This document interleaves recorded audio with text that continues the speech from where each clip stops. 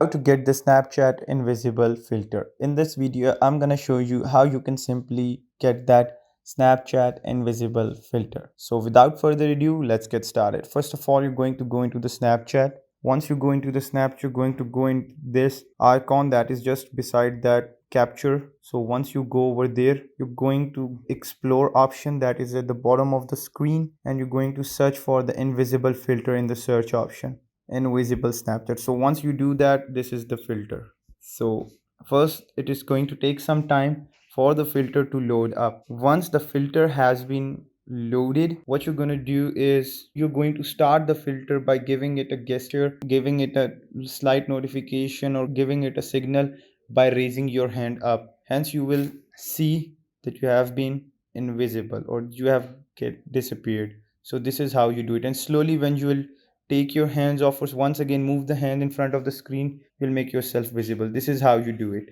This is how you use the invisible Snapchat filter. Till next time, peace.